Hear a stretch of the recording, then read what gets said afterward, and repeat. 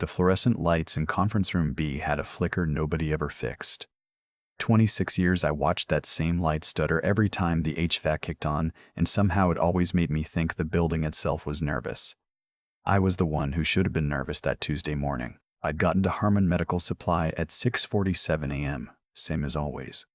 Parked in spot 34 in the east lot, not my assigned spot, just the one I'd parked in since 2003 because it was close to the side entrance and nobody else wanted it at that hour. I made coffee in the break room on the second floor. The real coffee from the bag I kept in my desk drawer because the company stuff tasted like hot cardboard.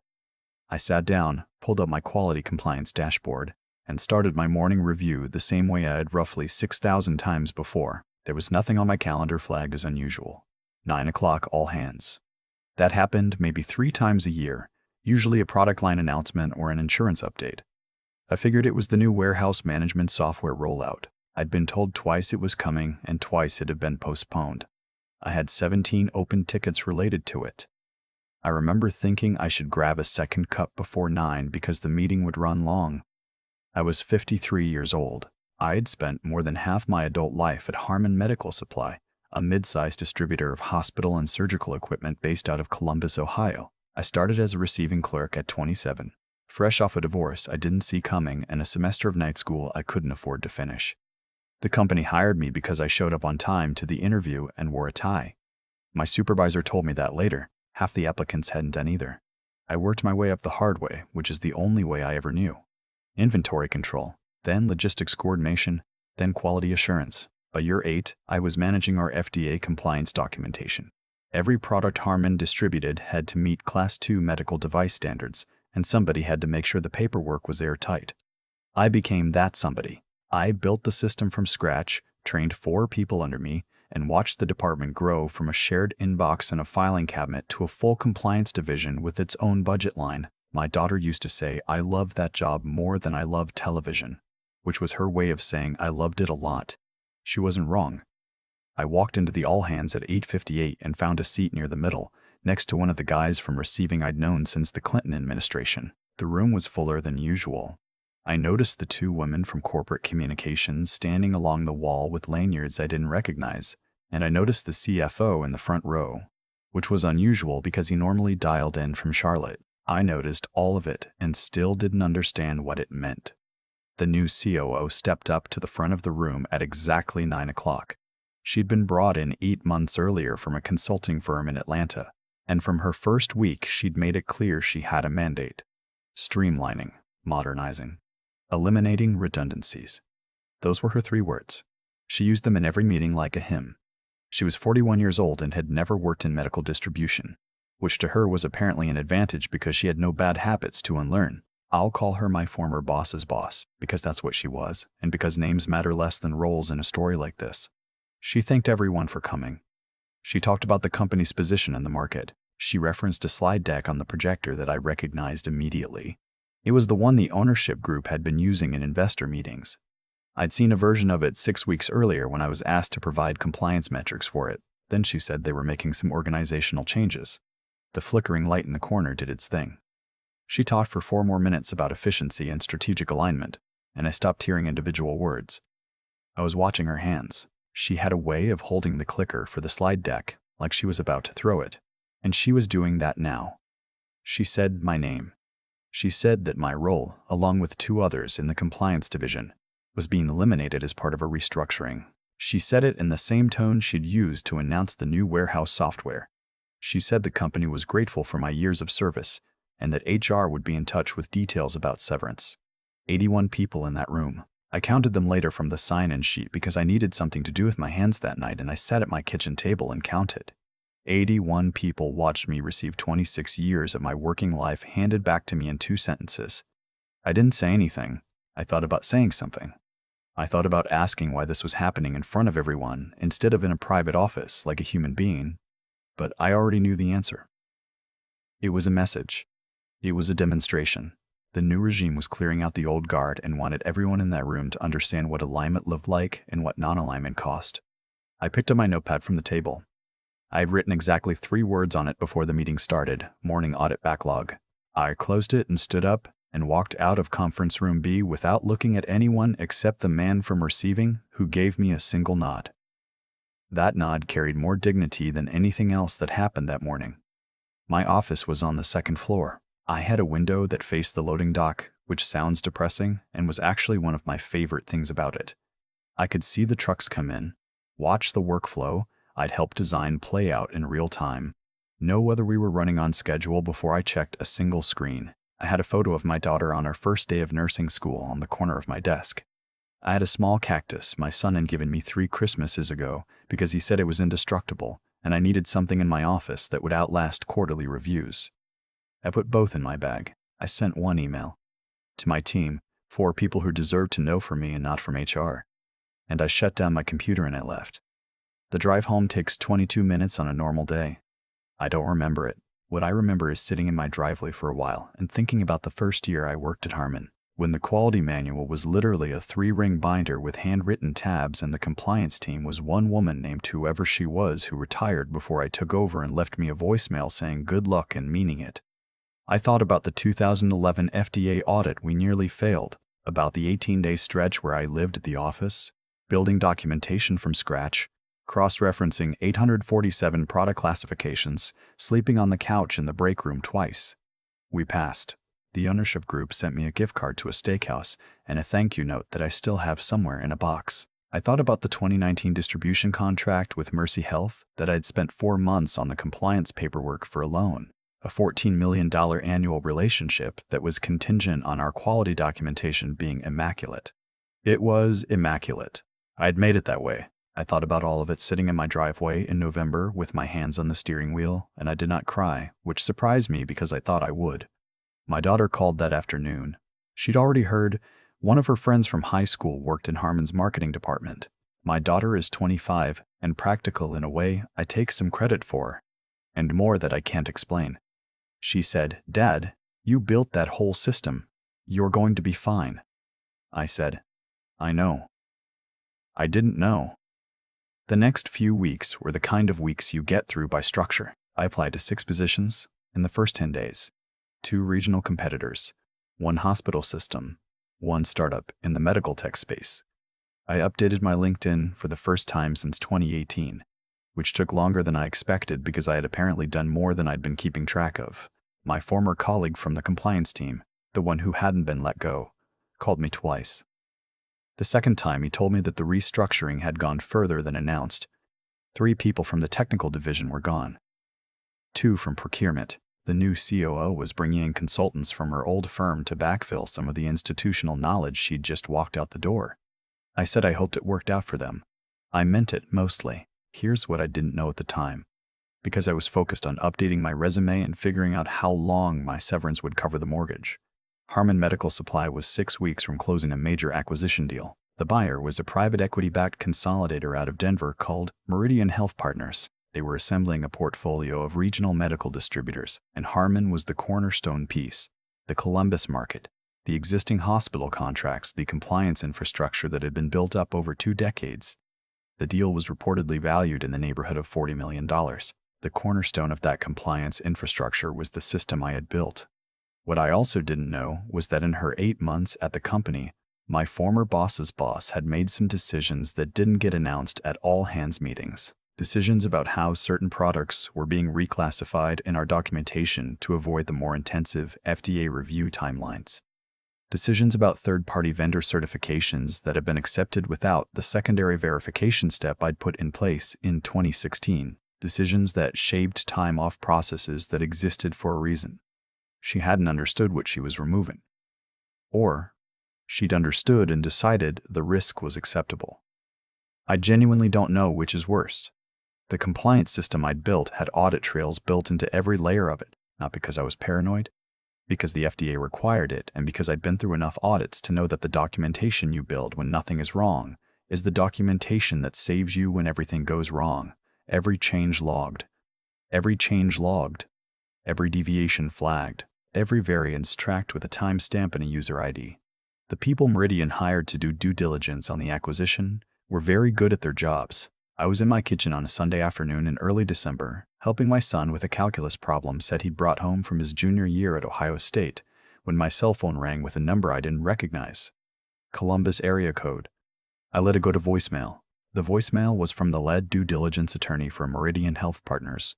She said she was hoping to speak with me at my convenience regarding the Harmon Medical Supply quality compliance system, and that she'd gotten my name from several sources as the person who'd built and managed it. She left her direct number. I listened to it twice, then I looked at my son, who was staring at a derivative problem like it had personally offended him, and I went to the back porch to call her back. The conversation lasted 40 minutes. She asked me detailed questions about the documentation architecture, the audit trail protocols, the vendor certification process. She asked me when certain procedures had been put in place and whether I would characterize them as standard industry practice or above and beyond. I answered everything honestly. At the end, she said, "I need to be direct with you. We found irregularities in the compliance documentation going back approximately 7 months. Several of the procedural changes made during that period are inconsistent with FDA Class II requirements, and 2 of them represent what we would characterize as significant exposure." 7 months. My former boss's boss had been there 8. I didn't say that. I just said I understood. She said, "Would you be willing to come in this week?" I said I would. I want to be careful here about what I'm claiming and what I'm not. I don't know exactly what happened inside the acquisition process. I wasn't in those rooms. What I know is what I was told directly and what became a matter of public record eventually. What I was told, the due diligence review identified compliance issues significant enough that Meridian's legal team advised restructuring the deal terms substantially. The ownership group at Harmon, facing either a dramatically reduced valuation or a deal collapse, had to make decisions quickly. What became public record, the acquisition did not close. Harmon Medical Supply released a brief statement in late December saying that the parties had mutually agreed to end acquisition discussions. The COO who had restructured the compliance division departed the company in January. The exact terms of her departure were not disclosed. The meeting I'd been called in for with Meridian's team turned into 3 meetings over 2 weeks. The third meeting included 2 of their senior operations people and a question I hadn't expected, whether I would be interested in a role leading compliance infrastructure build-out across their entire portfolio of companies, not just Harmon. The whole portfolio, 7 distributors in 5 states. I asked for a week to think about it.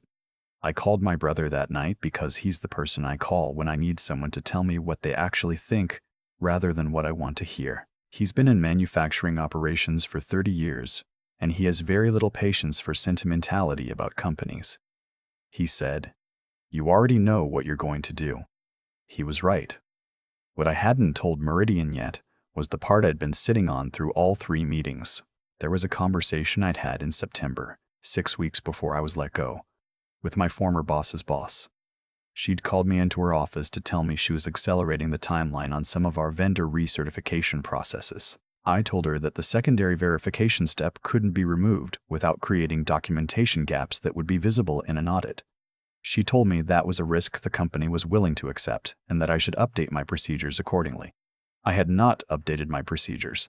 I had instead sent myself an email that evening documenting the conversation, the specific request, and my objection to it. I sent it from my work email to my personal email. The timestamp was September 19th. I had that email. I brought it to the 4th meeting. The attorney looked at it for a long time. Then she looked at me and said, "Why didn't you lead with this?" I said, "I wanted to make sure I understood what I was walking into first." She nodded slowly in a way that told me she respected that answer even if it had made her job harder. The offer Meridian extended was real, and it was good. Better than what I'd been making at Harmon, with equity participation in the portfolio, and a title that reflected what I'd actually been doing for 26 years rather than the job description that had never quite caught up to the work. Regional Compliance Director. 7 companies, a team I would build. I signed the offer letter on a Thursday evening in January. My son was in the living room watching film study footage for his college intramural basketball team with the focus of someone preparing for the NBA. My daughter was at work, night shift at the hospital, the one Harmon had supplied surgical equipment to for years. There's something in that I still think about. I thought about calling someone to celebrate. I thought about who I would have called 5 years ago, 10 years ago, and how that list had changed, which is a thing that happens to you at 53 that nobody warns you about adequately. I made coffee instead. I sat at the kitchen table with the signed offer letter and my original offer letter from Harmon. I still had it in the same fireproof box where I keep the important documents, and I looked at them both for a while. 26 years is most of your adult life. It's the length of a career that matters. The kind where you actually learn something. The kind where the building starts to feel like yours even when it isn't. Losing it the way I did, in front of 81 people, with 2 sentences and no warning, was not something I had recovered from yet. I want to be honest about that. I had a good offer and I was grateful for it, and I was also still angry in a way that didn't have anywhere useful to go. What I kept coming back to wasn't the anger, though. It was the moment after I left conference room B, when I went back to my office and looked out the window at the loading dock one more time. A truck from one of our long-term vendors was pulling in. I recognized the company logo on the side. I watched the receiving team come out to meet it. The same choreography I'd watched 1,000 times. The same process I'd helped design. Everything working exactly the way it was supposed to work because someone had cared enough to build it right. That was mine, not the building, not the job title, the actual thing, the work. Nobody had eliminated that. I've been in the new role for about 8 months now. The work is harder and more interesting than anything I've done before. I'm traveling more than I'd like. Pittsburgh last week, Memphis the week before, but the problems are real and the team I'm building is good. We found 3 compliance gaps in the second portfolio company that would have been serious issues inside of a year. We fixed them. We documented the fixes. We built the audit trails. Same work. Bigger table. My daughter asked me a few weeks ago whether I was happy. She has a nurse's directness about her, and she doesn't ask questions she isn't prepared to hear the real answer to. I told her I was. I told her that the thing I'd learned, the thing I kept coming back to, was that the work you do carefully and honestly has a way of speaking for itself, eventually. Not always.